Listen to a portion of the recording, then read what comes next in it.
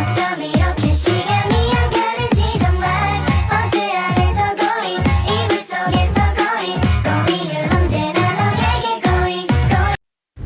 Assalamualaikum warahmatullahi wabarakatuh. Halo semua, bagaimana kabarnya hari ini?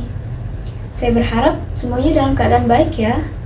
Perkenalkan, saya Nurjana Himtani dengan NIM 123-15187 dari kelas 1B, Program Studi Manajemen Bisnis Syariah, Fakultas Ekonomi dan Bisnis Islam. Oke, di video kali ini saya akan membahas mengenai kalimat efektif dalam mata kuliah Bahasa Indonesia yang diampu oleh dosen tercinta kita, Ibu Fitri Jayanti, MPD.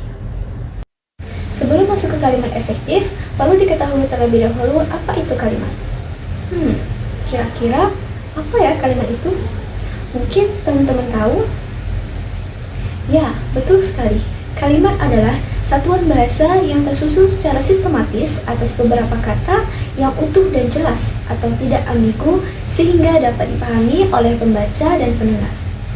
Kemudian, apa itu kalimat efektif? Kalimat efektif adalah kalimat yang memenuhi kriteria jelas sesuai dengan kaidah, ringkas, dan enak dibaca dengan maksud atau tujuan agar pembaca dan pendengar memahami apa yang telah disampaikan di dalam suatu karangan dengan ringkas dan jelas.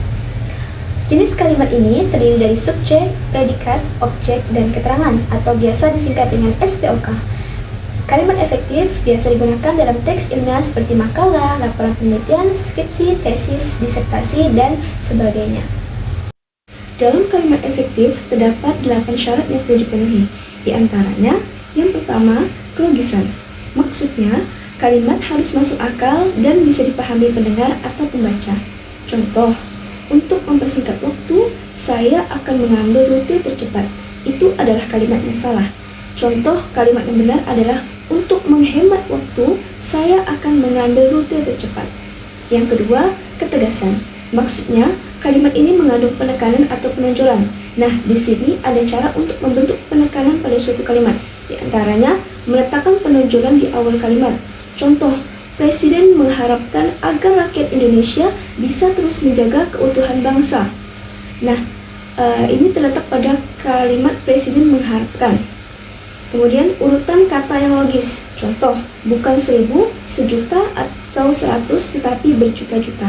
Nah, di sini mengurutkan daripada satuan, puluhan, ribuan, hingga jutaan. Melakukan repetisi. Contoh, saya suka akan wanginya, saya suka akan keindahannya. Jadi mengulang. Terdapat pertentangan kalimat. Contoh, Bruno bukan anak yang nakal dan pemarah, tetapi baik dan penyabar. Menggunakan partikel atau imbuhan penegasan seperti lah.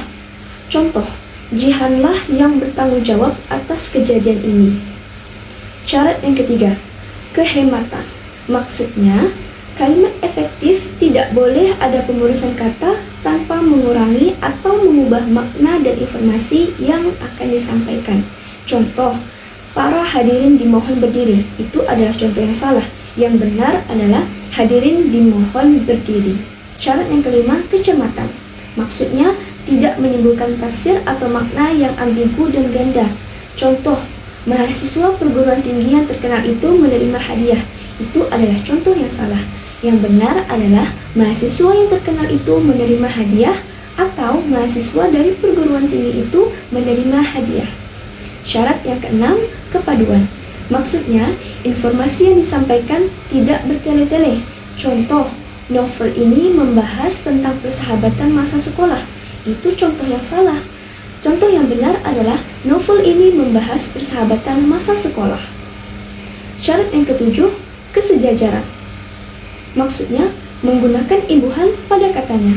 Contoh, Junod menolong anak itu dengan dipapahnya ke pinggir jalan. Itu contoh yang salah. Contoh yang benar adalah Junod menolong anak itu dengan memapahnya ke pinggir jalan. Nah, kemudian syarat yang terakhir atau yang ke-8 adalah kesepadanan. Strukturnya terdiri atas unsur SPOK, minimal terdiri atas subjek dan predikat. Contoh, Johan belajar di kelas. Johan adalah subjek, belajar adalah predikat. Dalam kalimat efektif juga terdapat ciri-ciri, di antaranya memiliki subjek dan predikat, tidak terdapat pengulangan kata, maksudnya hemat dalam pemakaian kata, tidak ambigu, maksudnya tidak bermakna ganda atau tidak jelas. Jelas maksudnya tidak bertele-tele, menggunakan ejaan dan tanda baca yang sesuai dengan ejaan yang disempurnakan.